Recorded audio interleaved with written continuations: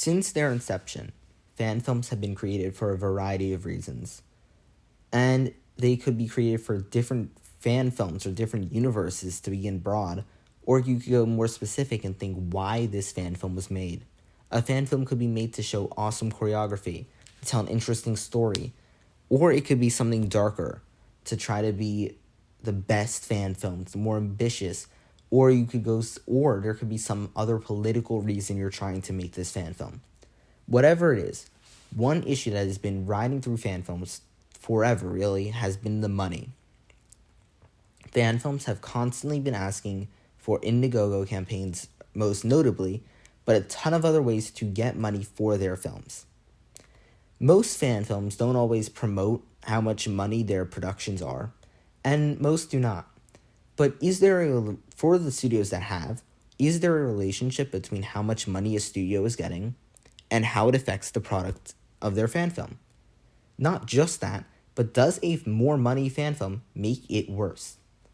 So we're going to be diving into that in this video by talking about a decent amount of fan films and figuring out why this could be. The first fan film we're going to be talking about is Sleepwalker. This is by far one of the strongest fan films of all time.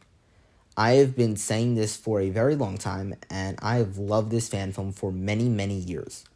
And even though this is one of my favorite fan films of all time, it also isn't, we don't know how much it has cost. They didn't promote an Indiegogo campaign, and even if they did, it is not able to be watched anymore. So no one has any clue how much really, for the most part exactly, how much that production was worth. Something we do know is they spent about 4 years maybe, working on that project. So you could think that, yeah, sure, maybe something was up. But it could also be that they spent a ton of time working on it. They may have just spent thousands of hours just trying to put this project together. And if they spend years working on it, there's probably a reason for that. It's most likely not just that they spent years on it because they could spend years on it. It probably was a reason due to the fact that they may not have had the money that they needed to make this fan film. Another one of my favorite fan films of all time is Sisters of House Black. This fan film is really incredible, and we have no clue also the budget of it. So this is two fan films at this point that we do not know the budget of, and they are two incredible fan films. However, something we do know about both of these fan films is they were in development for many years. Most high-budget fan films, or fan films that do have a high budget, aren't actually produced over such a long period of time. Normally, it is the lower-budget fan films that are in production for a very long time. So maybe that is what makes it better. Now let's begin talking about fan films we do know the cost of. For example, we have Impulse. They did not have an Indiegogo for Impulse Episode 1. That was made mostly from their own money, as they mentioned in one of their videos.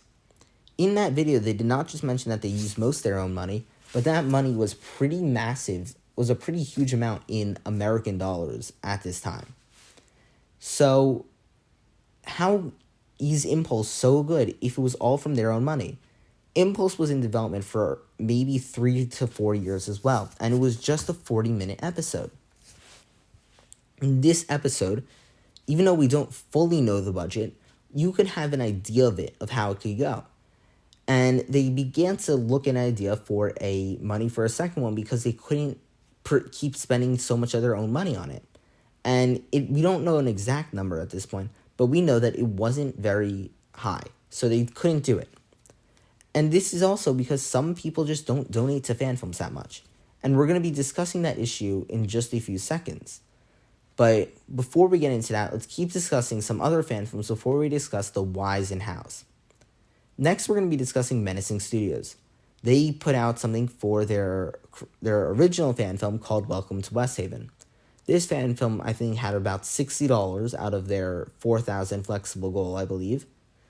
And they didn't get to their goal. So they gave back the money, I believe. But this is another example of how they weren't getting the money that they wanted to get. So let's begin to think. Are people not donating to fan films?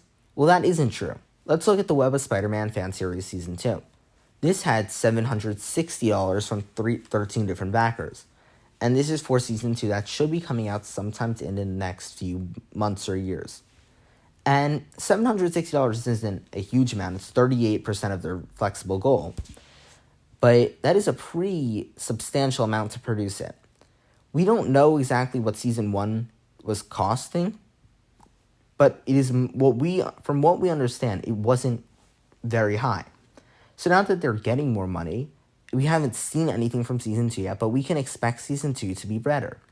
Not just that, but $760 isn't very much money.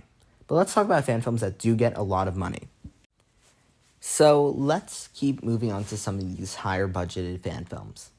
Next we have Spider-Man: The Monsters of Manhattan. This got $16,000 by 210 backers. This has not been released yet, and we have no clue how good it is.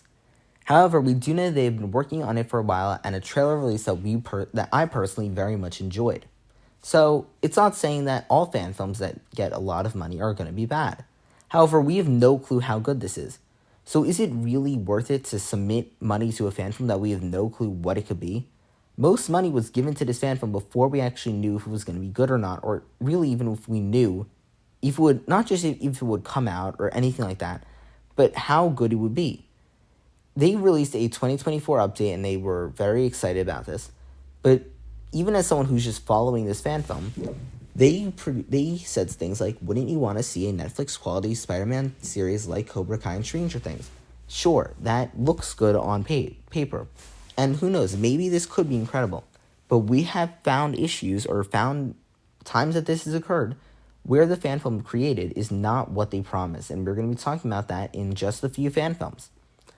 But are they raising this money because they're promising something good or because they're hoping to make something that good? Next, we have from Buckeye Studios the 2023 Spider-Man fan film universe. This thing raised $907, which was 45% of their goal. I am aware they produced a new one of these for the Spectacular Spider-Verse, or their sequel to that, I believe. I've not checked that out yet. I have no clue how much money they're making. But this was for their 2023 projects alone. And this was things like Iron Fist, Jessica Jones, Scarlet Spider, and we never even got Shocker. So I don't know where that was coming from. But I think Dead No More was also on this list. But what this is showing from 19 backers is they produced some good projects, and we are aware. I've mentioned I've enjoyed some of their projects, but I've also said that some of their projects aren't very good, and I feel like they're kind of just creating projects to create projects. So, is it saying that this project is bad for getting money? No. But could it have been better if they were pouring their own money and they were having themselves on the line instead of using other people's money? Before we get into the full discussion on this, let's get through two more fan films. And these are two very controversial fan films. First is Superman Solar. It raised $21,000 and 294 backers, and it's 80% of their goal. Superman Solar had some cool art. That is undeniable, and had a few decent stills. But besides from that, this fan film wasn't very good. This fan film was full of politics and stuff, and in July I'm going to be making a full video just discussing why Superman Solar really isn't that good. But this fan film really failed to do what it promised. It set an emotional journey where Superman faces his greatest challenge yet. But there wasn't much of a Superman challenge. The main challenge that Superman faced was trying to save a life from committing suicide. Is that such a big challenge compared to fighting Brainiac? I personally wouldn't think so. And there are a ton of things, and this has 5 images as their thing. They send out a ton of updates, but still, is that really enough for you to donate $21,000 to this fan film? And these $21,000 were spent on a fan film that is widely agreed to be one of the worst fan films ever created. Very few people who even agree with these political beliefs like this fan film, because this fan film is mostly littered with politics. Now let's move on to the big one, Spider-Man Lotus. This fan film made $100,112-ish by almost 3,000 backers. And this was a psychological study of Peter Parker as he is confronted by the guilt of his past. And he had a few very good things. He wanted to do this incredible thing where he wanted to show so much. Let's just say that he wanted to do so much with this fan film. And I've spoken about this fan film in length. But what he wanted to do with this project is he wanted to basically create this massive, incredible fan film that studied Spider-Man Blue and the Kid Who Collects Spider-Man. And these are two very interesting Spider-Man comics to pull from. But not just that, even though these are maybe not the best projects to be pulling from, they're very depressing, and they aren't great. And this is in a $112,000 budget. So let's look at one of the best films of all time, which is Nightmare on Elm Street. That had a $1.1 million budget. If we convert the money Spider-Man Lotus had to inflation, it would have cost $300,000-ish in 1984. So is that nearly as much as A Nightmare on Elm Street? No. But how could it be so much worse, even though that film was so good? So if we look at this fan film, so many people gave money to see that he was promising the best Spider-Man fan film, a Spider-Man fan film that gave you the things that John Watts couldn't. But what made this fan film so much more appealing than other ones to donate to? So now let's start discussing the greater issue. Should you be donating money to fan films? As someone who pretty much lives in the fan film community, I want to say yes. And at the end of the day, no matter what I'm going to say, this is a personal decision you make. You, at the end of the day, are the person who's going to choose if you're going to spend your money to help these fan films or not. That is completely up to you. No one can comment on that. I can't and no one else can. But is there a tie-in from things that have more money to be worse? We know that Monsters Manhattan's eventually going to release, but we don't know how good it's going to be. We know that the two highest grossing fan films of all time, the highest budgeted fan film of all time, Spider-Man Lotus, was one of the worst of all time. And Superman Solar, even though it wasn't one of the highest, or it could have been close, it also was one of the worst. So if you look at this, and they even released around the same time, is it the fact that one was racist and one just didn't have a good story, and the other one was politically driven? Did the money make the fan film worse? Or were people giving money to things that they didn't have evidence to be good? And here's my opinion on this. And this is what the real debate should be. Fan films should not be given hundreds of thousands of dollars if you do not know what you are getting from that studio first. And that is also a lot of the reason why most fan films that do an Indiegogo campaign that have produced other projects in the past have lower costs. That is because people see what they do and are like, oh, this is not going to be that good. So they don't always donate. But if they're like promising this incredible thing, they have these incredible stills. I want to say the stills from Lotus are incredible. Then they are donating hundreds of thousands of dollars to this because they think that this is going to be one of the best fan films of all time. They are putting hope into it. But that doesn't mean that it's actually going to be good. And they're really trying to get something good. Let's look at an example of where this could be good, which is Conrad Studios. Conrad Studios has consistently put out incredible content, from Mudblood to Slasherverse to Voldemort's Ashes.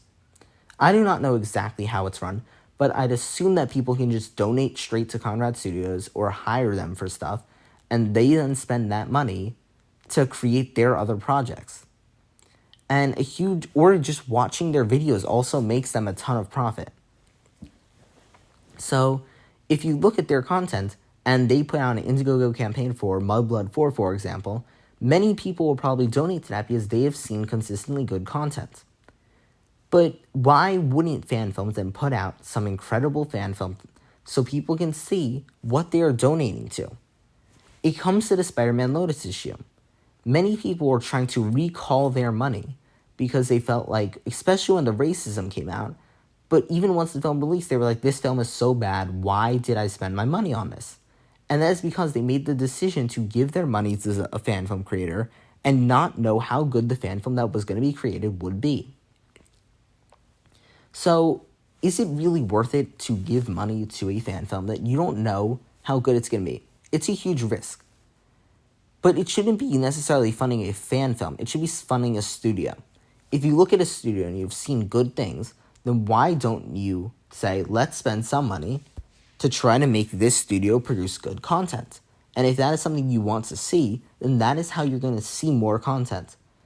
I have had to come to the conclusion that I don't think Impulse Episode 2 or Sleepwalker Episode 2 are ever going to happen.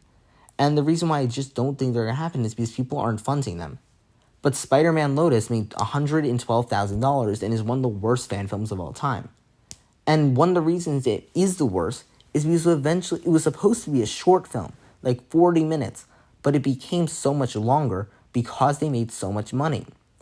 So when you're getting so much money to make a film, what it could be is a shorter thing that has some good moments. And Spider-Man Lotus had some good moments, but so many bad moments as well. So let's think about this. If a fan film is putting out this massive Kickstarter campaign, should you really be donating $10,000 or something, or collectively as a group, to a fan film that you have no clue if it's going to be the best or worst of all time? Yes, that money could make it the best or worst fan film of all time. I'm not denying that. But something I am denying as well is there's no way to know the fan film you're donating to. So it is a risk, it's a gamble. But if you are someone who wants to see that, then great. But you also can't be asking to recall that money. And that is why this is such a fierce debate. People in the fan film community will agree this is something they should do. This is something good. But there are also people in the fan film community who will say, don't donate to fan films. This is a very bad thing. Fan films should keep the heart that they used to have. And the heart of fan films should be to work with what you have, to not have much of a budget, and make as good of a thing as you can. That is what Impulse was. Impulse wasn't much of a budget. Impulse wasn't that big or grand. Impulse was supposed to be a small thing that was their own budget that they wanted to make as good as they could, and that's why it is so good. Fan films like Spider-Man Lotus and Superman Solar aren't good because they're losing the heart. Though I don't know how Monsters of Manhattan is going to be, it could be great, but also could be great and not have a heart of a fan film. Fan films should not just be a film made by other people trying to copy what the MCU is doing or try to one-up them. A fan film can be corny, it can be a little odd, it can have bad moments, because that's what a fan film is. That's what gives the fan film the heart. And donating so much money to a fan film is just taking the heart away from what a fan film is. It is like taking what makes things like Impulse, Sleepwalker, Sisters of House Black, all of those things that make it so good, and just turning it into just another film from a studio. And sure, if that's what you want, then great. But that's not a fan film. That's just you watching something that you never will have, and something that isn't necessarily going to be good either. And most importantly, if it's bad, or if it's not very good, then you're kind of just thinking, why did I spend my money on this? And why did I just watch something that's just a worse version of something I could also watch? Fan films are very good because they have the heart of fan films. That is the reason people watch fan films. They don't watch fan films so they could see a lightsaber fight. They want to see the heart of these characters, and when you are given so much money, that heart normally goes away. But this isn't a debate for me to answer. This is a debate for you to answer. This is a choice that you all can make. So I'm going to end this video by saying, if you want to donate money to fan films, donate money to fan films. If you don't want to, then don't. That isn't something that anyone can say for you. That isn't something that can be said. But look at the money that I mentioned in the beginning of the video. Go research a fan film. Figure out how much money it needed to make. And then see, is that what you want? Do you want to lose the heart of a fan film? Because once a fan film loses its heart, what else does it have? Thank you guys so much for watching this video, and I'll see you guys in the next one. Bye, guys.